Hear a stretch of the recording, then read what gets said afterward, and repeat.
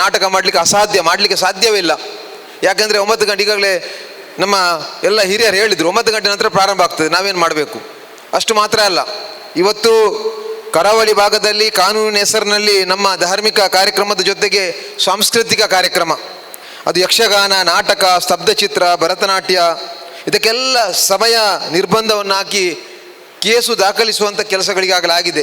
ಒಂದು ಸಂಘಟನಾತ್ಮಕವಾಗಿ ನಾವೆಲ್ಲರೂ ಸೇರಿ ಏನು ಮಾಡಬೇಕೆನ್ನುವುದು ಒಂದು ಅಲ್ಲ, ನಮ್ಮ ಹಿಂದೂಗಳ ಬದುಕಿನ ಪ್ರಶ್ನೆ ಅಂತ ಹೇಳೋದನ್ನು ನೆನಪಿಟ್ಟುಕೊಂಡು ನಾವು ಮಾಡಬೇಕು. ನಂತರ 2000ರಲ್ಲಿ ಸುಪ್ರೀಂ ಕೋರ್ಟ್ ಆದೇಶ ಬಂದ ಮೇಲೆ ರೂಲ್ಸ್ ಬಂದಾಗ ಅಲ್ಲಿ ಈ ಕಲ್ಚರಲ್ ಇವೆಂಟಿಗೆ ಅವರು ಕನ್ಸಿಡರೇಷನ್ ಕೊಟ್ಟಿದ್ದಾರೆ. ಹೀಗಾಗಿ 10 ದಿವಸ ಅಂತ ಶಿವಣ್ಣ ಹೇಳಿದರು, ಅದಕ್ಕೆ ಕನ್ಸಿಡರೇಷನ್ ಕೊಟ್ಟಿದ್ದಾರೆ. ಫೆಸ್ಟಿವಲ್ ಒಕೇಶನ್, ಕಲ್ಚರಲ್ ಇವೆಂಟ್ ಇದಕ್ಕೆಲ್ಲ ಕನ್ಸಿಡರೇಷನ್ ಕೊಟ್ಟಿದ್ದಾರೆ. ಆದರೆ ಅಲ್ಲಿ ಸಮಸ್ಯೆ ಏನು ಅಂತ ಹೇಳಿದರೆ,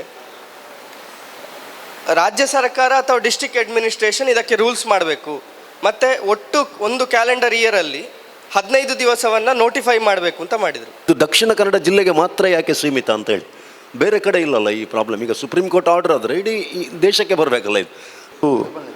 ನಮ್ಮ ಅಸ್ಮಿತೆಯ ಪ್ರಶ್ನೆ. ಯಾಕಂದರೆ ಕಾನೂನು ಎನ್ನುವುದು ಎಲ್ರಿಗೂ ಒಂದೇ ಆಗಬೇಕು. ಯಕ್ಷಗಾನ, ನಾಟಕ, ದೈವಾರಾಧನೆ ಎನ್ನುವುದು ನಿನ್ನೆ ಮೊನ್ನೆ ಈ ಕಮಿಷನರ್ಗಳ, DC ಗಳ ಈ ಸರ್ಕಾರ ಬಂದ ನಂತರ ಆದ್ದಲ್ಲ.